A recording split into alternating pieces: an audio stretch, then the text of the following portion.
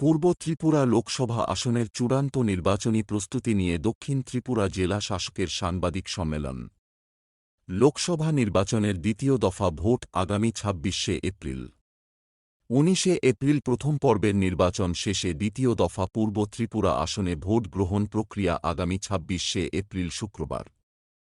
পূর্ব ত্রিপুরা আসনে দক্ষিণ জেলার অন্তর্গত ঋষ্যমুখ, জোলাইবাড়ি, মনু, সাব্রুম এই ৪টি বিধানসভা কেন্দ্রে প্রশাসনিকভাবে কী ধরনের প্রস্তুতি নেওয়া হয়েছে, কতজন ভোটার, কতটা পোলিং স্টেশন সহ নির্বাচন সংক্রান্ত বিভিন্ন চূড়ান্ত প্রস্তুতি বিষয় নিয়ে আজ দুপুরে বিলোনিয়া সার্কিট হাউসে এক সাংবাদিক সম্মেলনের মধ্যে দিয়ে বিস্তৃতভাবে আলোচনা করেন দক্ষিণ ত্রিপুরা জেলাশাসক ড সিদ্ধার্থ শিব জয়সওয়াল। आप लोग कम समय में आए यहाँ पर और आप लोगों को एक और कारण से मैं धन्यवाद देना चाहता हूँ, बधाई देना चाहता हूँ कि फर्स्ट फेज में साउथ त्रिपुरा डिस्ट्रिक्ट में 3 असेंबली सेगमेंट में चुनाव हुए, राजनगर, बिलोनिया और शांतिर बाजार। और मुझे ये बताते समय बहुत खुशी हो रही है कि इलेक्शंस बहुत ही पीसफुल थे और जो पिछले लोकसभा इलेक्शंस में जो रिपोल हुआ था या जो भी उसमें जो कारण से इलेक्शन मशीनरी के ऊपर जो दाग लगा था उसको हम लोगों ने फर्स्ट फेज में अपनी तरफ से पूरा प्रयास किया उसको धोने का और काफ़ी हद तक हम लोग सक्षम भी रहे उसमें। दूसरा खुशखबरी मैं आपको ये भी बताना चाहता हूँ कि जो वोटिंग परसेंटेज था वो काफ़ी अच्छा रहा और अगर पूरे डिस्ट्रिक्ट का देखा जाए तो वोटिंग परसेंटेज 84.59% है। और अगर हम पूरे स्टेट में देखेंगे तो जो हमारा बिलोनिया में जो वोटिंग परसेंटेज है वो मैं देख रहा था is 86.27%, which is one of the highest. Rajnagar में 85.04%, again which is one of the highest. शांतिर बाजार में 82.45%, not among the highest but fairly good, better than the state average. तो ये सब संभव हो पाया आपके कोऑपरेशन से, आपके समर्थन से, जो आपने प्रशासन की बात लोगों तक पहुंचाई कि वो ज़्यादा से ज़्यादा नंबर में बाहर आए वोट दें। तो उसके लिए मैं सबसे पहले आप सभी लोगों को धन्यवाद देना चाहूँगा। মিডিয়া আপনারা প্রচার করেছেন, যার কারণে আমাদের ফার্স্ট ফেজ আমরা বড়ভাবে শান্তিপূর্ণভাবে শেষ করতে পেরেছি। দ্বিতীয় ফেজের জন্য আমাদের প্রস্তুতি চূড়ান্ত। আমাদের ডেভেলপমেন্ট প্ল্যান, সিকিউরিটি প্ল্যান আমরা তৈরি করে ফেলেছি। আমাদের পোলিং বুথে সেন্ট্রাল আর্ম প্যারামিলিটারি ফোর্স থাকবে এবং পিএসআর থাকবে।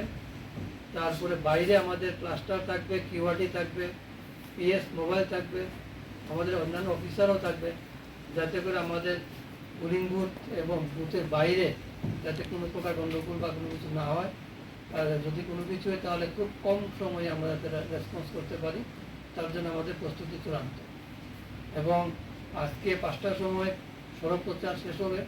তারপর থেকে আমরা বিভিন্ন এরিয়াতে আমাদের সিএপিএফকে নিয়ে পুলিশ অফিসার এবং প্রশাসনের লোক, ডিএম স্যার বা এসডিএম সবাই আমরা বিভিন্ন জায়গাতে আমরা সাইডের ভোটার বাজিয়ে আমাদের ফ্ল্যাগ মার্চ, এটা ডেমোনেশন পেট্রোলিং করা হচ্ছে এবং হবেও, আজকে থেকে আবারও।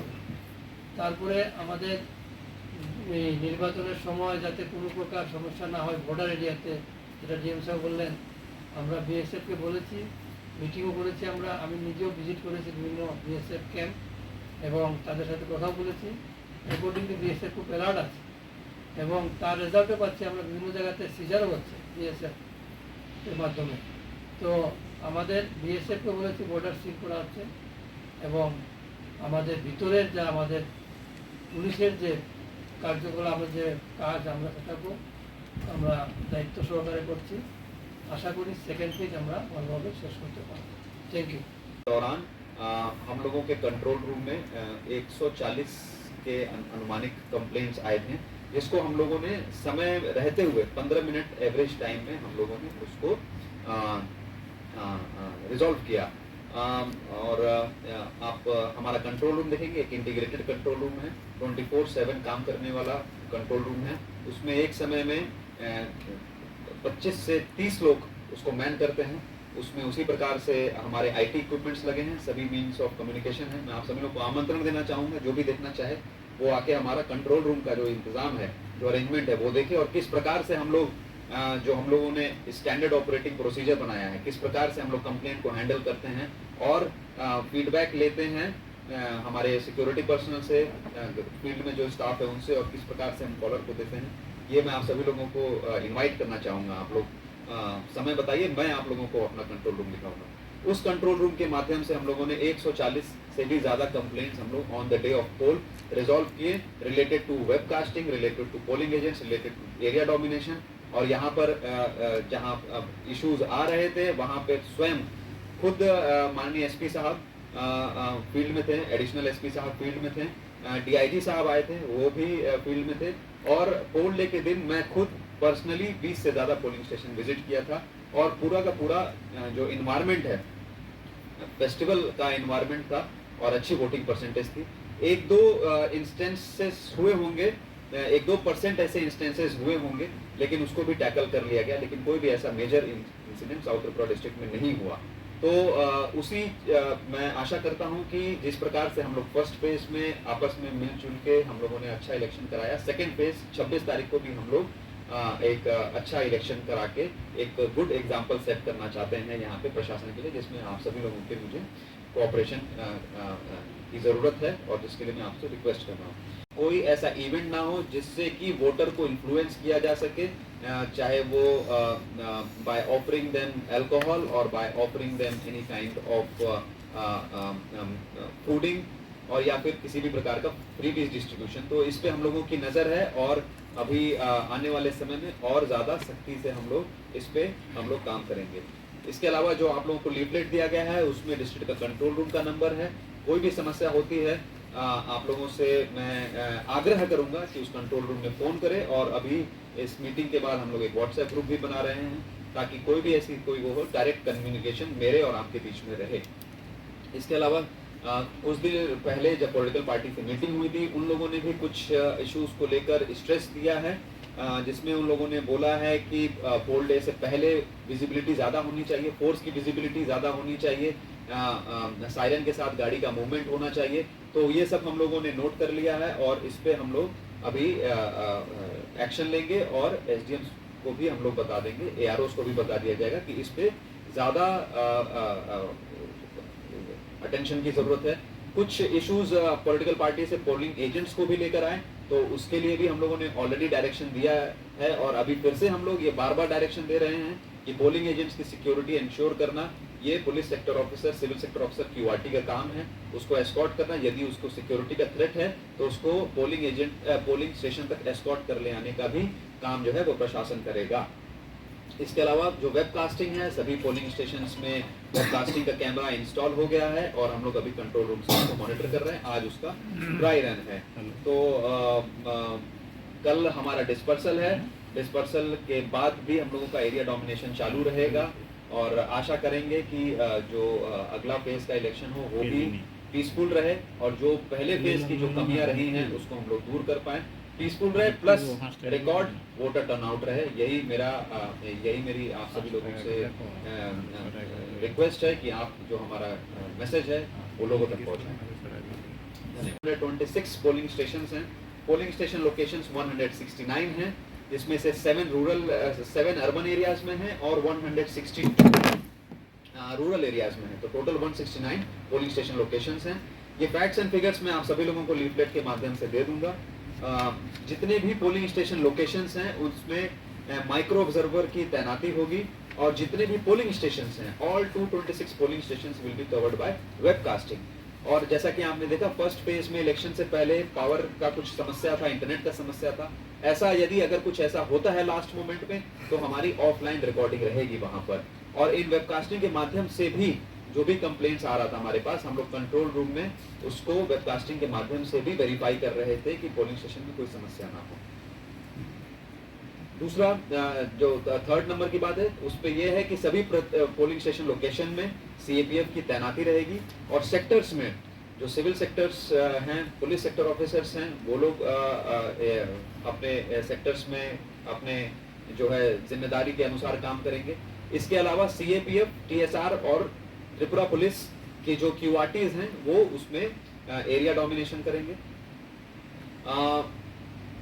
पोल 26 तारीख को है, 72 आवर्स ऑलरेडी शुरू हो गया है और आज शाम के 5 बजे के बाद लास्ट के जो 48 आवर्स के जो मॉडल कोड ऑफ कंडक्ट है उसको फॉलो करने के लिए भी हम लोग पूरी तरीके से तैयार हैं। और इसके लिए जस्ट अभी कुछ देर पहले हमने पॉलिटिकल पार्टी से भी रिक्वेस्ट किया है कि वो लास्ट 48 आवर्स की जो साइलेंस पीरियड होता है उसको ऑब्जर्व करें। किसी भी प्रकार के किसी आउटसाइडर को जो है डिस्ट्रिक्ट में रहने की अनुमति नहीं है अनलेस एंड अनटिल उसके पास कोई वैलिड रीजन हो।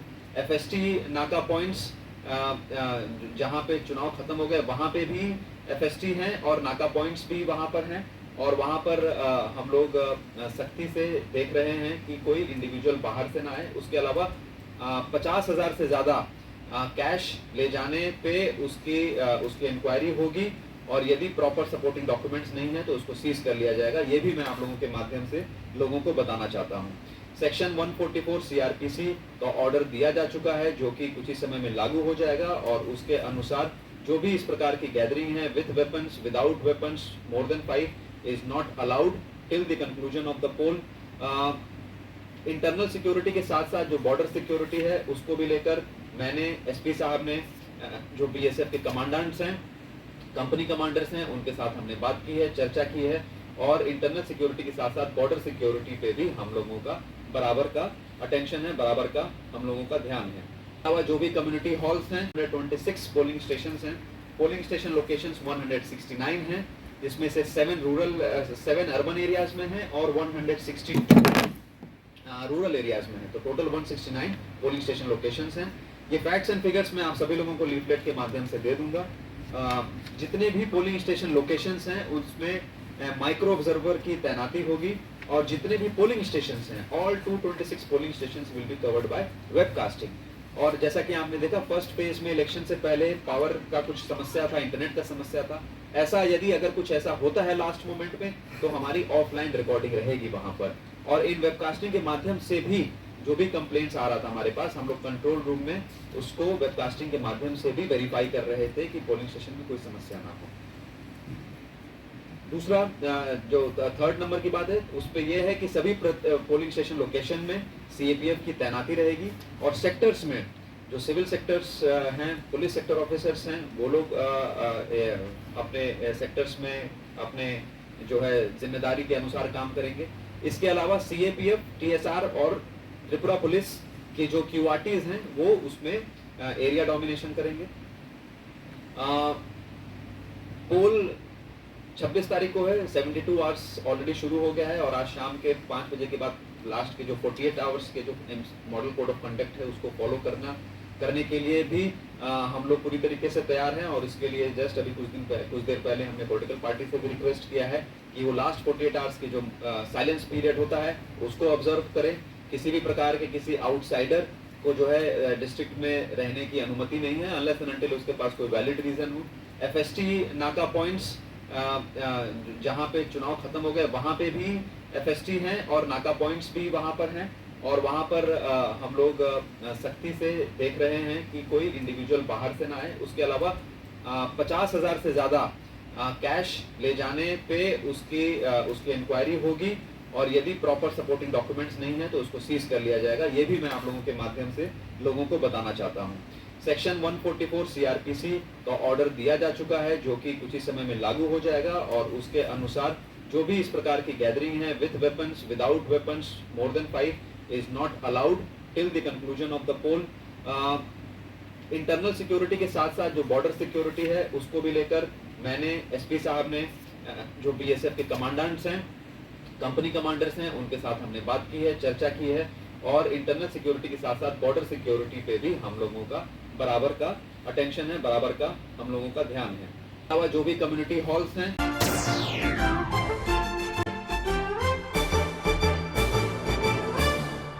রান্নার স্বাদ এবং গুণমান বৃদ্ধি পানি সিস্টার গুঁড়া মশলা সয়াবিন আটা সুজির পর প্রত্যেকের সুস্বাস্থ্যের জন্য এবার রান্নার তেলের দায়িত্বেও sister kachi ghani mustard oil. Sister, আপনাদের বিশ্বাস আমাদের দায়িত্ব।